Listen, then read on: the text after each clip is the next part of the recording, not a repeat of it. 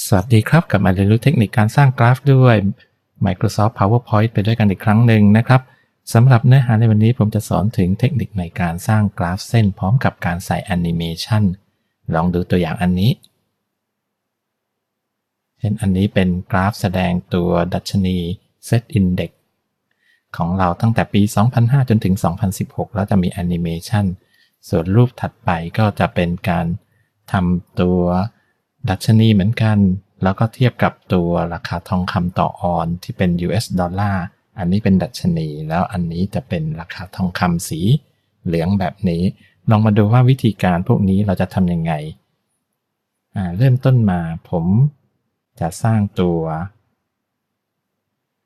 สไลด์ขึ้นมาใหม่ก็มาที่ตรงนี้แล้วก็ blank ข้อมูลที่ผมจะใช้จะเป็นข้อมูลที่มาจาก Excel อันนี้เป็นราคาหุ้นรายเดือนราคาปิดรายเดือนเนี่ยผมจะเอาข้อมูลจาก Excel แล้วก็มาใช้ในตัว PowerPoint ใน PowerPoint ผมก็มาที่ Insert แล้วก็ตัวชาร์ตตรงนี้แล้วในชาร์ตก็มาเลือกที่ตัวลายกราฟเส้นแล้วก็เลือกสักแบบหนึ่งกดโอเคไปพอกดโอเคเสร็จเราก็จะเห็นตัวนี้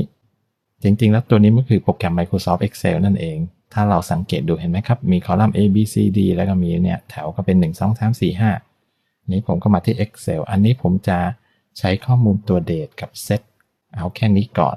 ผมก็เลือกข้อมูลไว้กด Ctrl C Copy แล้วก็กลับมาที่ PowerPoint ตรงนี้ใน PowerPoint ตรงตัวชาร์ตตรงนี้เนี่ยข้อมูลผมก็เลือกคอลัมน์ A กับ B ไว้กด Ctrl V แปะข้อมูลเข้าไปแล้วก็อันนี้กดโอเคไปส่วนตัว C กับ D อันนี้ไม่ใช้ก็เลือกไปแล้วก็คลิกขวา delete เราจะเห็นตัว preview ของกราฟตรงนี้ออกมาสวยงามพอเสร็จเราก็ปิดตัว data ได้แล้วก็กลับมาตรงนี้เราก็จะเห็นอันนี้เป็นข้อมูลคราวนี้หากเราต้องการที่จะใส่ตัว animation แล้วก็คลิกที่กราฟตรงนี้1ครั้งแล้วก็มาดูที่ animation แล้วก็ผมแนะนำให้ใช้ตัวนี้ตัว wipe ตรงนี้มันจะอนุญาตให้เราสามารถแสดงเหมือนกราฟเนี่ยค่อยๆเคลื่อนไหวจากซ้ายไปขวาผมมาเลือกที่ wipe ตรงนี้ตรงที่ wipe ตรงนี้ลองมาสไลด์โชว์ดูมันจะเป็นการโชว์จากขวามาซ้ายถ้าสังเกตตอนที่มันวาดตรงนี้เนี่ยซ้ายไปขวาสังเกตลูกศรตรงนี้ก็ได้ตรงนี้เนี่ยเป็นเอฟเฟกต์ของตัว wipe มันชี้เป็นลูกศรชี้มาแบบนี้แสดงว่ามันจะ wipe หรือว่ากวาดจากขวามาซ้ายแล้วก็มาที่ตรงนี้แล้วบอกว่าเราเอาแบบเนี้ยคราวนี้มันจะเป็นการ wipe หรือว่ากวาดเนี่ยจากซ้ายมาขวาละแล้วพอถึงตรงนี้เราสามารถทำอย่างนี้ได้อย่างเช่นเราต้องการให้ตัวเส้นเนี่ยค่อยๆโชว์ขึ้นมาช้าๆเนี่ยเราก็มาที่ตรงนี้แล้วเราก็บอกว่า by series เพราะกราฟตรงนี้ก็คือ1ซีรีส์ของเราก็คลิกไปเป็นแบบนี้คราวนี้มาดูตรงนี้ผมมาคลิกตรงนี้แล้วก็ animation pane ตรง animation pane เนี่ยเราสามารถที่จะควบคุมได้อย่างเช่นตรงนี้ถ้าเราสังเกตพอเราบอกตัว option แล้วก็เป็น by series เนี่ยตรงนี้เนี่ยเนื่องจากตรงนี้มี2อันที่1ก็คือตัว background ต่างๆของกราฟและอันที่2ก็คือตัวเส้นแบบนี้เนี่ยเราสามารถมาดูตรงนี้ก็คือทุกครั้งที่กดเมาส์เนี่ยมันก็จะมีการวาดอันที่1 background อันที่2ตัวเส้นตรงนี้สามารถที่จะบอกว่าจะให้พล็อตเนี่ยนานแค่ไหนก็ได้อย่างเช่นอันนี้กว่าจะพล็อตเสร็จให้ประมาณเกือบ3วินาทีแบบนี้ลองดู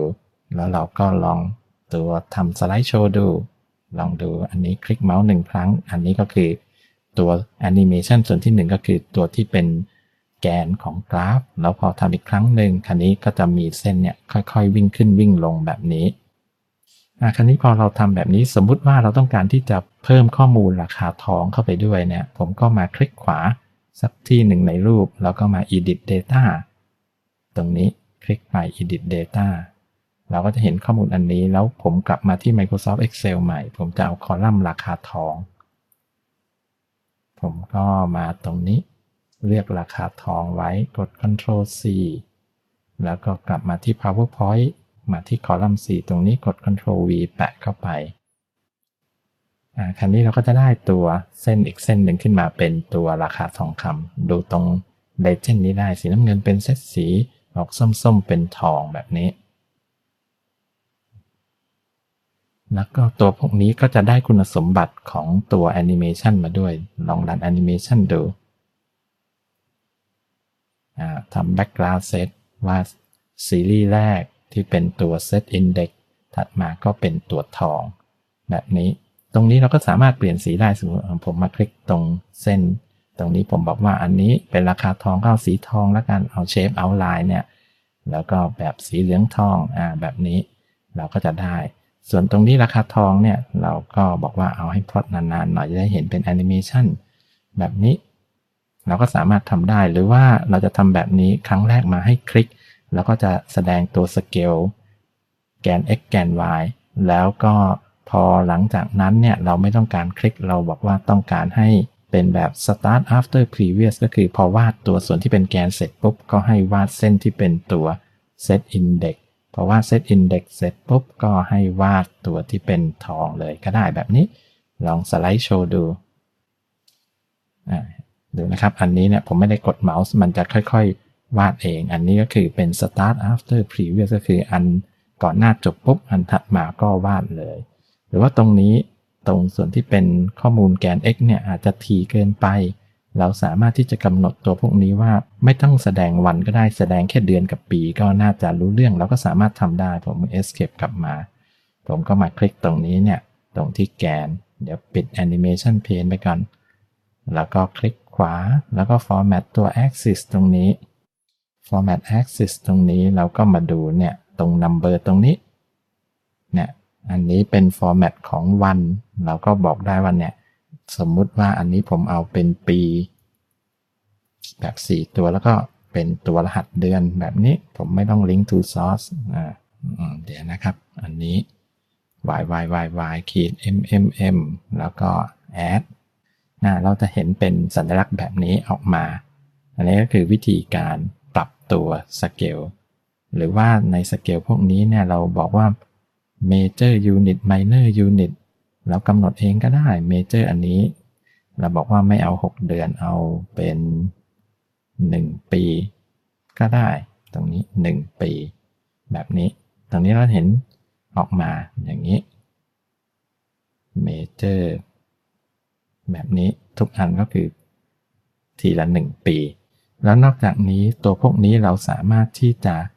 เซฟเป็นตัววิดีโอก็ได้อันนี้เดี๋ยวผมเซฟไปก่อนแล้วเดี๋ยวผมจะลบตัวที่ไม่เกี่ยวข้องทิ้งแล้วก็ตัววิดีโอเนี่ยผมก็บอกว่าไฟล์แล้วก็ save as ตรงนี้แล้วก็มา browse แล้วก็ผมมาเลือกตรงนี้ว่าเป็น mp4 ตรงนี้แล้วก็อันนี้ผมตั้งชื่อนิดหนึ่งแล้วกันว่าเป็น set versus go แบบนี้แล้วก็เซฟไปตรงนี้ก็กำลังสร้างตัวไฟล์ mp4 มาเดี๋ยวรอสักแป๊บหนึ่งตอนนี้สร้างเสร็จแล้วผมกลับมาที่ตัวข้อมูลของผมตรงนี้จะมีเนี่ย set versus go เป็นไฟล์ mp4 วิดีโอเปิดขึ้นมาดูได้อันนี้ก็จะเป็นตัววิดีโอนะครับโชว์ขึ้นมาเราสามารถที่จะเอาตัวนี้ไปรวมกับคลิปตัวอื่นก็ได้นั่นเองแล้วครับสำหรับตัวอย่างวิธีการสร้างตัวกราฟเส้นแล้วก็มีตัวแอนิเมชันด้วยในวันนี้ก็ขอจบลงเพียงเท่านี้ขอบคุณสำหรับการติดตามรับชมสวัสดีครับ